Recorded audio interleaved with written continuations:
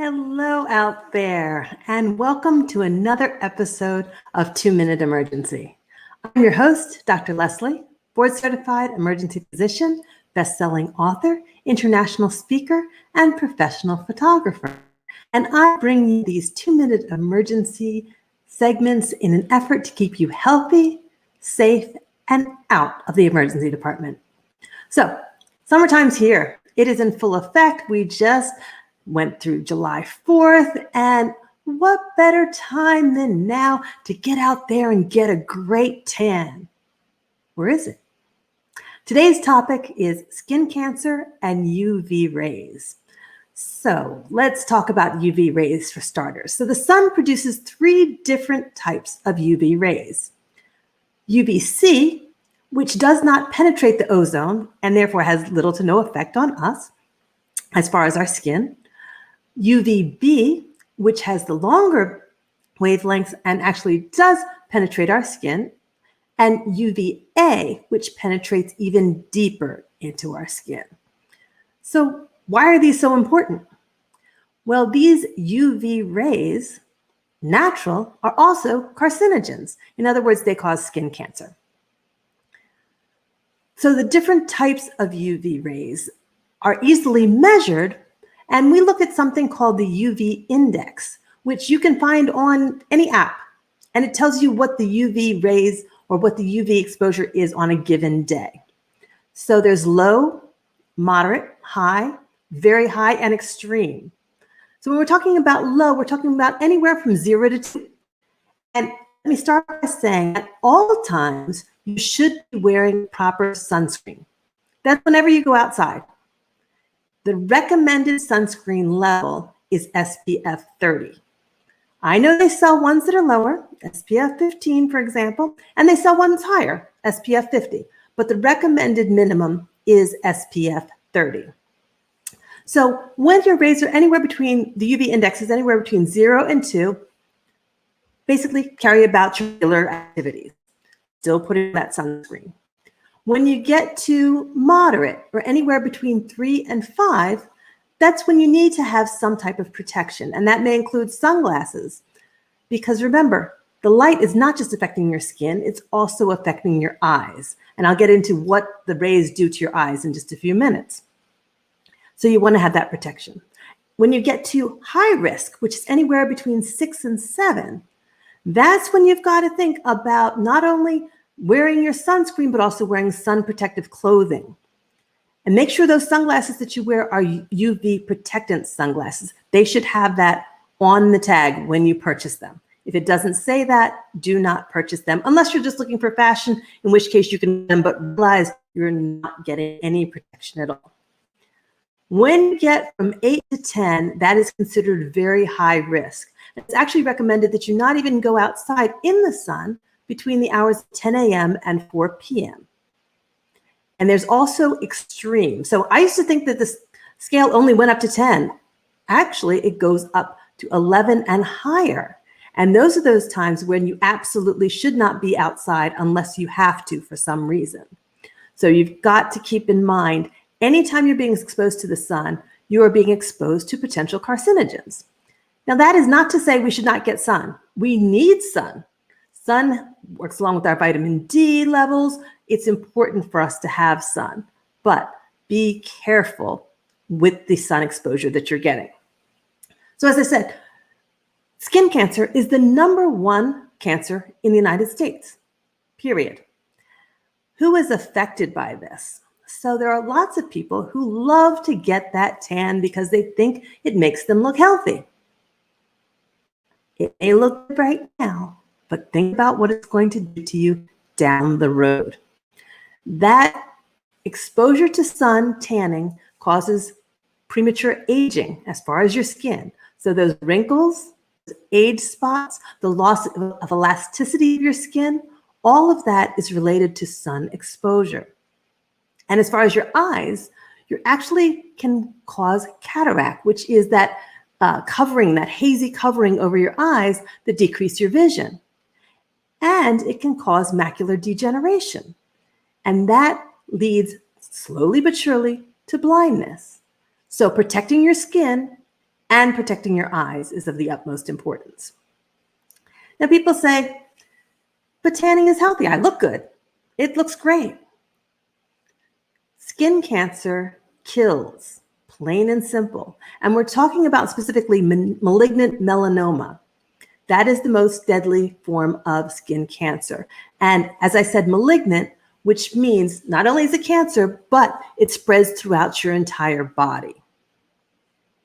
Is that tan worth it? Think about it. So 1.5 million people in the US are diagnosed with skin cancer every single year. And of those, 8,000 deaths are related to skin cancer, malignancy.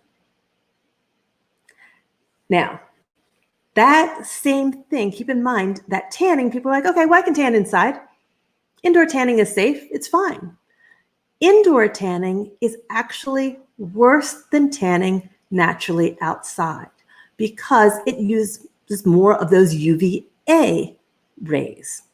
And therefore, it penetrates deeper into the skin and affects those melanocytes even more. And after the age of 30, anyone who exposes themselves to tanning before the ages of 30 is at increased risk of developing skin cancer. And by the age of 50, that increases by 45%. 45% chance of increase. Now, in addition to those tanning beds with the UVA, it's still, you're wearing your goggles perhaps for your protective eyewear, but this is short-sighted.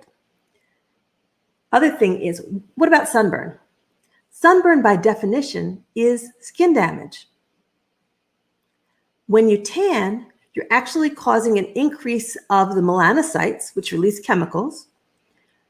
Those chemicals are actually causing more harm to your skin, and it becomes a cascade effect.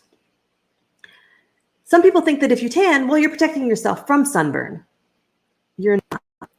By tanning, you are giving yourself the equivalent of SPF 2 to 4. Now, remember I said before, the recommended sunscreen is 30 to 35. You're giving yourself 2 to 3. In other words, you are doing virtually nothing to protect yourself from the sun, by tanning. Not at all. It is not protective. Other things, people wonder, okay, what about people who have more melanin? What about African Americans? What about people of darker skin tones? Do they get skin cancer? Absolutely. Absolutely they do. Now, because the melanin actually helps to absorb the damaging rays better, it's not as often as people of lighter skin tones. But here's the catch to that. Actually diagnosed later.